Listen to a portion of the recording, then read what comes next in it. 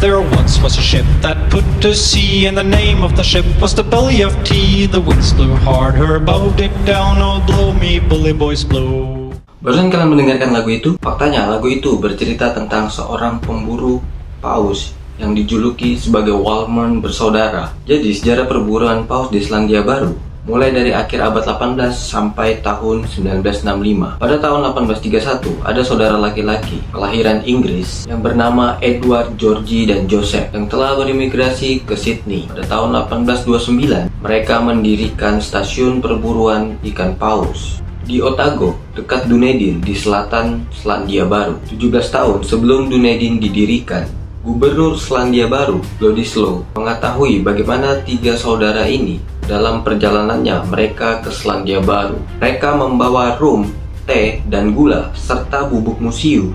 Dan rum adalah minuman beralkohol, hasil fermentasi dari air tebu. Pada tahun 1833, Waller bersaudara membagikan perbekalan mereka kepada pemburu paus di Selandia Baru. Di markas mereka yang bernama Otago, mereka dikenal sebagai Walrmen, sang pemburu paus. Tidak seperti pemburu paus di Atlantik dan di Pasifik, pemburu paus di Selandia Baru mempraktekkan pemburuan ikan paus berbasis pantai yang mengharuskan mereka memproses bangkai paus tersebut di darat. Industri ini menarik perhatian perburuan paus Selandia Baru latar belakang yang mencakup tidak hanya di kepulauan itu saja, melainkan masyarakat adat Australia itu sendiri yang sangat suka berburu paus di masa itu, serta penduduk kepulauan Pasifik asli. Para pemburu paus bergantung pada hubungan baik dengan orang-orang Maori lokal, dan industri perburuan paus juga mengedepankan wilayah Maori ke dalam ekonomi global dan menghasilkan ratusan perkawinan antara pemburu paus dan orang-orang Maori lokal.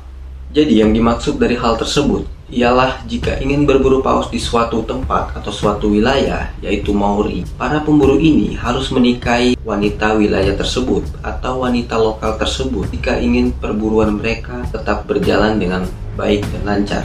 Termasuk Edward Waller itu sendiri yang 2 kali menikahi orang Maori lokal atau masyarakat lokal tersebut, sehingga terhubunglah keluarga Waller dan keluarga Maori lokal yang paling menonjol yaitu bernama Ellison. Suku Maori adalah penduduk asli Polinesia yang tinggal di Selandia Baru. Suku ini berasal dari pendatang Polinesia Timur yang tiba di Selandia Baru dalam beberapa gelombang migrasi menggunakan waka atau perahu di antara tahun 1320 dan 1350. Puncaknya pada tahun 1834, stasiun Otago memproduksi 310 ton minyak ikan paus atau setara sekitar 3.000 ekor ikan paus per tahun. Minyak ikan tersebut dijual dan digunakan untuk penerangan kota-kota pada masa itu dan menjadi pusat jaringan 7 stasiun yang membentuk perusahaan yang sangat menguntungkan bagi Wallers bersaudara. Mereka juga memperkerjakan sebanyak 85 orang di Otago.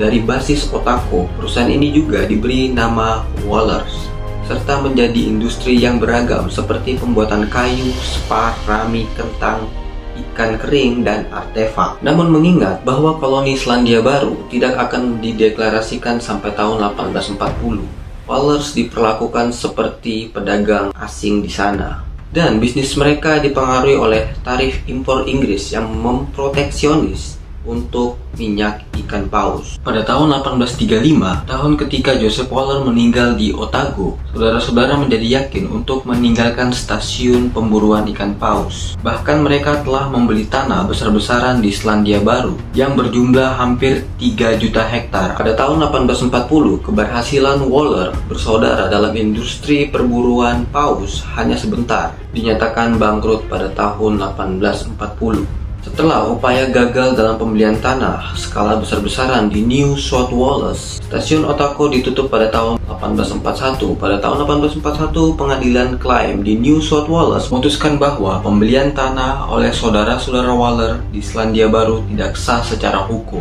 Setelah itu, keluarga Waller diam-diam telah keluar dari sejarah halaman Selandia Baru.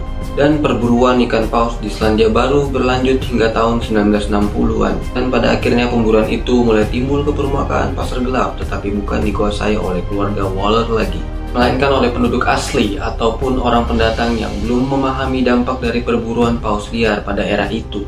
Dan sekian pembahasan singkat tentang Walmart. Saya Wimangera, terima kasih yang sudah menonton. Soon may the wellerman come to bring us sugar and tea and rum. One day when the tonguing is done, we'll take our leave and go.